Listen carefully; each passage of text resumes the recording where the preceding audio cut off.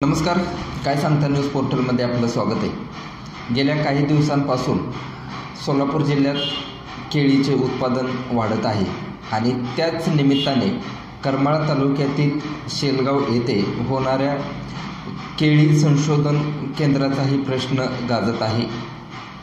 काल राज्याचे कृषी मंत्री धनंजय मुंडे हे करमाळा तालुक्यात आले होते आणि केळी संशोधन केंद्राबाबत कृषी मंत्री मुंडे हे नेमकी काय भूमिका घेतील किंवा करमाळा तालुक्यातील केळी उत्पादक शेतकऱ्यांना काय आश्वासित करतील याकडे सर्वांचं लक्ष लागलं होतं। गेल्या आठवड्यात भाजपचे विधान परिषदेचे आमदार रणजितसिंह मोहिते पाटील यांनी केळी संशोधन केंद्राबाबत यांच्या नेतृत्वाखाली मुंडे यांनी एक बैठक बोलावली होती, मात्र ती बैठक झाली नाही आणि त्यानंतर करमाळा तालुक्यात ज्या ठिकाणी हे केळी संशोधन केंद्र उभारण्याची मागणी केली जात आहे त्याच गावांमध्ये कृषी मंत्री मुंडे हे करमाळा तालुक्यात येतात आणि त्यामुळे या दौऱ्याकडं सर्वांचं लक्ष लागलेलं होतं। यात विशेष बाब आणखी अशी आहे की काल देशाचे पंतप्रधान नरेंद्र मोदी आणि मुख्यमंत्री एकनाथ शिंदे, उपमुख्यमंत्री देवेंद्र फडणवीस आणि उपमुख्यमंत्री अजितदादा पवार हे देखील सोलापूर जिल्ह्यात होते। हे एवढा मोठा संपूर्ण देशाचं लक्ष लागलेला कार्यक्रम सोलापूर जिल्ह्यात होत असताना कृषी मंत्री मुंडे हे करमाळा तालुक्यात येतील की नाही याबाबतच अनेकांच्या मनात शंका होती। का तर सर्व मंत्रिमंडळ या कार्यक्रमात म्हणजे महत्त्वाचे जे मंत्री आहेत ते या कार्यक्रमासाठी आले होते, त्यामुळे करमाळा तालुक्यातील हा दौरा होणार की नाही असा प्रश्न केला जात होता आणि हा कार्यक्रम या कार्यक्रमामुळे संपूर्ण जिल्ह्याचं देखील लक्ष त्या कार्यक्रमाकडे होते। अशा स्थितीत मंत्री मुंडे हे करमाळा तालुक्यातील शेलगाव येथे आले आणि तेथील त्यांचा जो नियोजित कार्यक्रम होता तो कार्यक्रम त्यांनी केला। या कार्यक्रमात सर्वांचं लक्ष ज्याकडे लागले होते ते म्हणजे केळी संशोधन केंद्रासाठी मुंडे नेमकं काय बोलतायत आणि त्यावरती अखेर ते बोलले आणि करमाळा तालुक्यात शेलगाव येथे होणाऱ्या केळी संशोधन केंद्राबाबत त्यांनी मोठी घोषणा केली।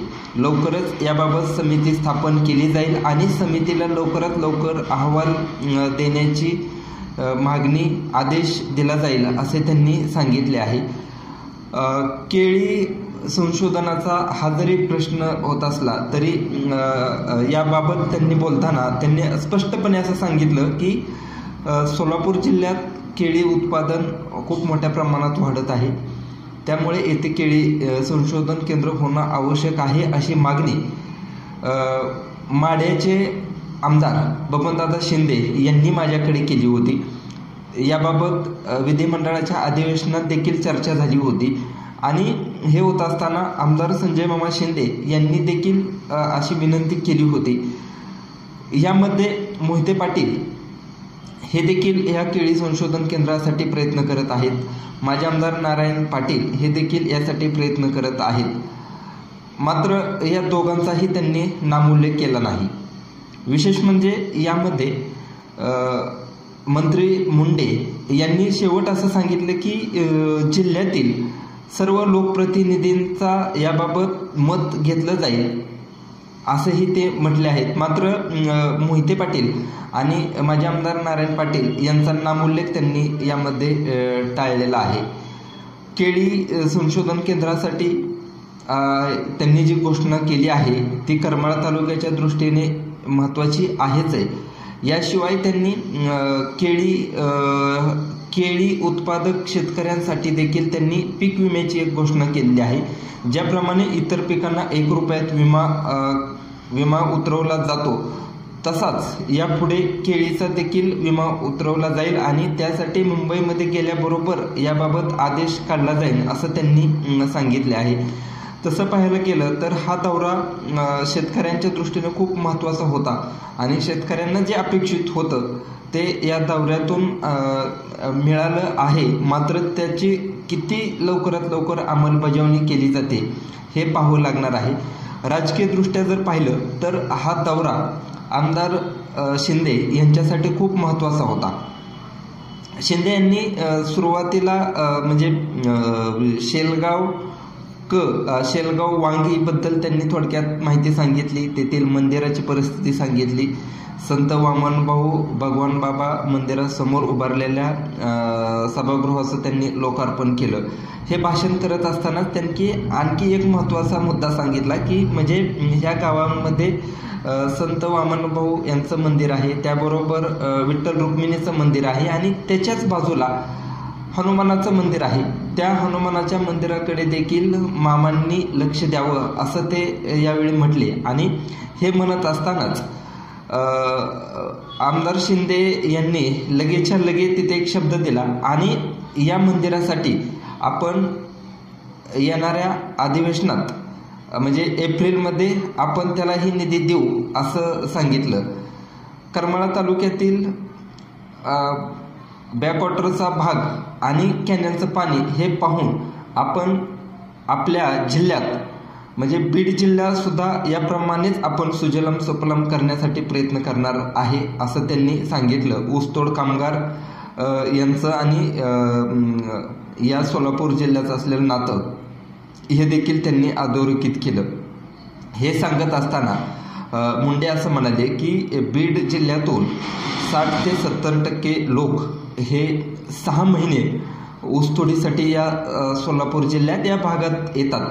ही माझ्यासाठी अभिमानाची गोष्ट नाही आहे, मी हे अभिमानाने सांगत नाही, पण या भागातील जर परिस्थिती पाहिली तर या भागाचा विकास झालेला आहे. तसाच विकास करण्यासाठी मी माझ्या जिल्ह्यात देखील प्रयत्न करत आहे असं त्यांनी यावेळी सांगितलं. आणि दुसरा एक महत्त्वाचा मुद्दा त्यांनी सांगितला की मुख्यमंत्री एकनाथ शिंदे, उपमुख्यमंत्री देवेंद्र फडणवीस आणि उपमुख्यमंत्री अजितदादा पवार यांच्या मार्गदर्शनाखाली हे सरकार अतिशय उत्कृष्टपणे काम करत आहे. शेतकऱ्यांसाठी मी माझ्या पद्धतीने जास्तीत जास्त निधी देण्याचा प्रयत्न करत आहे. शेतकऱ्यांना कधीही मी वाऱ्यावरती सोडणार नाही, शेतकऱ्यांसाठी मी काम करत राहणार आहे असंही त्यांनी यावेळी सांगितलेलं आहे. याबाबत मुंडे नेमकं काय म्हणाले हे आपण आपल्याला जर पूर्ण जर ऐकायचं असेल तर तुम्ही काय सांगता न्यूज पोर्टलच्या यूट्यूबवरती त्यांचं पूर्ण भाषण अपलोड केलेलं आहे, तुम्ही पाहू शकतात. 29 मिनिटं त्यांचं भाषण झाले. हा जो कार्यक्रम होता तो सकाळी 12 वाजता कार्यक्रम होता, मात्र 12 वाजता वेळेत मुंडे आले नाहीत. त्यामुळे हा कार्यक्रम तब्बल 3 तास लेट झाला होता. साधारण 3च्या दरम्यान मुंडे यांचं भाषण सुरू झालं. 29 मिनिटे त्यांचं भाषण झालं. अतिशय उन्हाच्या कडाक्यात उन्हाचा चटका लागत होता, त्यामध्ये हे भाषण झालं. हे सांगत असताना मुंडे यांनी आणखी एक गोष्ट सांगितली की ह्यातून विनोदाचा एक भाग असा होता की मुंडे म्हणाले या कार्यक्रमाला उपस्थित असलेले 60 ते 70% लोक हे सावलीला बसलेत आणि प्रमुख पाहुणे म्हणजे जे मंचावरचे लोक आहेत ते उन्हात बसलेत. त्याचं कारण असं झालं होतं की कार्यक्रम एकतर लांबला, कार्यक्रमाला उशीर झाला. मुंडे यांना यायला उशीर झाल्यामुळे साहजिकच उन्हाच्या जे आयोजकांनी तिची जी व्यवस्था केलेली होती म्हणजे जर 12 वाजता झाला असता तर एवढं ऊन लागलं नसतं असा एक त्यांचा अंदाज होता. मात्र कार्यक्रम लांबल्यामुळं ऊन जास्त झालं, त्याच्यामुळं या भागातील अनेक लोक देखील कार्यक्रमाला शेवटपर्यंत थांबले नाहीत. सध्या शेतीची अनेक कामं सुरू असल्यामुळं अनेक जण कार्यक्रमाला मुंडेंना न ऐकता निघून गेले. हे वास्तव आहे. कार्यक्रमाला लोक कमी होते, त्याचं कारण आयोजकांकडून असं सांगितलं जातं की कार्यक्रम उशिरा झाला.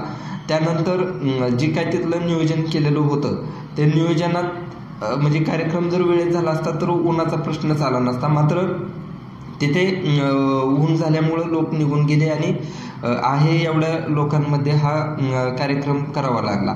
या कार्यक्रमात शेतकऱ्यांसाठी एक 2-3 चांगल्या गोष्टी झालेल्या आहेत. याशिवाय करमाळा तालुक्यातील पत्रकार संघाचे अध्यक्ष आणि शिवसेनेचे जिल्हाप्रमुख महेश चिवटे यांनी देखील कृषी मंत्री मुंडे यांना काही निवेदनं दिली.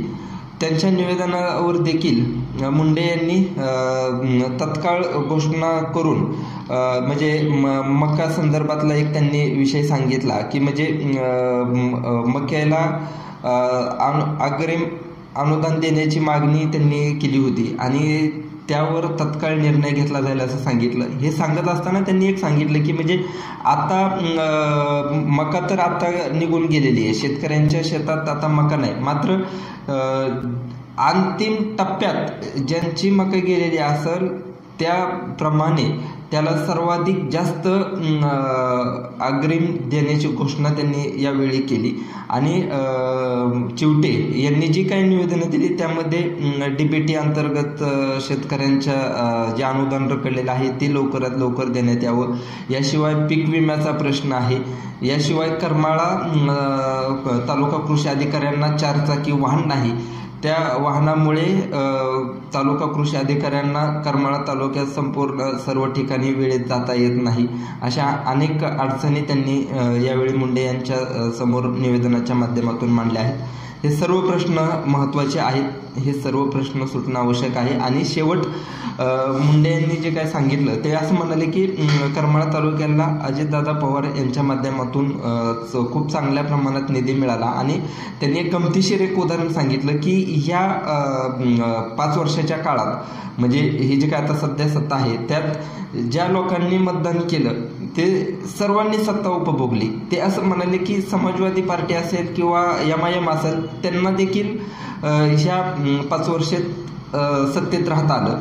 त्यांनी हा एक किस्सा सांगितला, ह्यावरती खूप हशा पिकला होता खूप लोकांनी म्हणजे. आणि दुसरी गोष्ट ते हे सांगत असताना मामांना असं ते म्हणाले की दादांचं तुमच्यावरती विशेष प्रेम आहे, अनेक दादांचं तुमच्यावर प्रेम होतं, त्यापैकी अजितदादांचं सगळ्यात जास्त प्रेम तुमच्यावरती आहे, म्हणून तुम्हाला खूप मोठ्या प्रमाणात निधी मिळाला आणि तेवढंच प्रेम मी देखील तुमच्यावरती करतो असं ते म्हणाले. आणि हे सांगत असताना सुरुवातीला प्रास्ताविक झाल्याबरोबर आमदार शिंदे यांनी मनोगत व्यक्त केलं.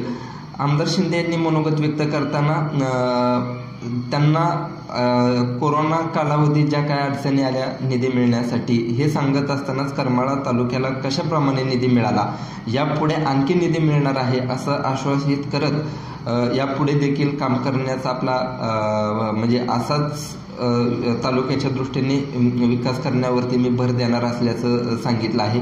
ह्या तालुक्याच्या दृष्टीने मांडलेले प्रश्न मात्र राजकीय दृष्ट्या या सभेतून आमदार शिंदे यांना किती फायदा होणार, किती फायदा करून घेतला जाणार हे पाहावं लागणार आहे. धन्यवाद.